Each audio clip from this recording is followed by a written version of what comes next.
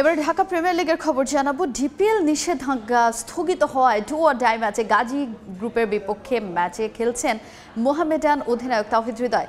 মতিঝিলের ক্লাবটি হারলে আজই নিষ্পত্তি হতে পারে প্রিমিয়ার লিগের শিরোপা। মিরপুরে আছেন রিপোর্টার নিয়ন মোহাইমিন। ডিপিএল ম্যাচের সবশেষ খবর জানতে সরাসরি চলে যাচ্ছি তার কাছে। নিয়ন,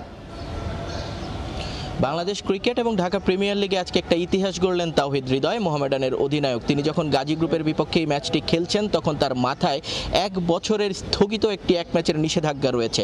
অর্থাৎ আজ থেকে 1 বছর পর যখন ঢাকা প্রিমিয়ার লিগের পরের আসরটি শুরু হবে তখন তিনি যেই ক্লাবেই খেলুন না কেন সেই ক্ষেত্রে তাকে প্রথম ম্যাচটি নিষিদ্ধ থাকতে হবে।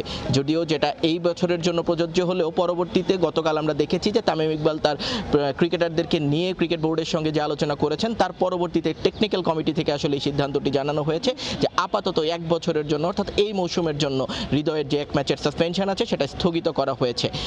বাংলাদেশের ক্রিকেট ইতিহাস এবং ক্রিকেটের কখনোই এই ধরনের ঘটনা ঘটেছে কিনা সেটা নিয়ে আসলে প্রশ্ন উঠেছে, যদিও উত্তর দেবার মতো সেরকম কেউ নেই।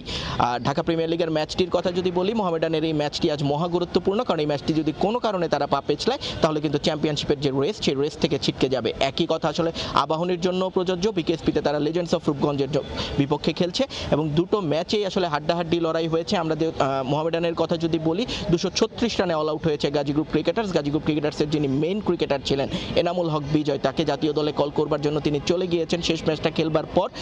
তবে আজ তার বদলে যিনি সুযোগ পেয়েছেন মুনিম শাহরিয়ারও কিন্তু দুর্দান্ত খেলেছেন। 80 রানের একটি ঝলমলে ইনিংস দেখেছি আমরা তার উইলো থেকে মিরপুরে। পরবর্তীতে অন্য ব্যাটাররা আসলে তাকে সেভাবে সঙ্গ দিতে পারেননি, যে কারণে কিন্তু রানটা খুব বড় করতে পারেনি গাজী গ্রুপ ক্রিকেটার্স। তবে মিরপুরের জন্য 236 সেটাও খুব একটা খারাপ সেটাও কিন্তু বলবার মতো নয়। মোহামেডানের বোলিং লাইন আপ দুর্দান্ত ছিল। মোহামেডানের পক্ষে আজ এবাদত হোসেন, মোস্তাফিজুর রহমান, সাইফুদ্দিন, নাসুম আহমেদ তারা হাত ঘুরিয়েছেন। তবে এবাদতের কথা আলাদা করে বলতে হয়, ইনজুরি থেকে ফিরে আসবার পর ঢাকা প্রিমিয়ার লিগে যেভাবে খেলছিলেন তাতে আজকেও আসলে খুব বেশি যে তিনি আশা দেখিয়েছেন সেরকম নয়। তবে মোস্তাফিজ এবং সাইফুদ্দিন দুর্দান্ত বোলিং করেছেন, যে কারণে আসলে শেষ দিকে অন্তত এসে গাজী গ্রুপ তাদের রানটা খুব একটা বড় করতে পারেননি। ব্যাটিংয়ে নামবে কিছুক্ষণ পরই আসলে মোহামেডান, তারপরেই বোঝা যাবে যে ঢাকা প্রিমিয়ার লিগের পয়েন্ট টেবিলের অবস্থা তারপরে আসলে কোন দিকে যাচ্ছে। তো এই ছিল মিরপুর থেকে আমার কাছে সব শেষ।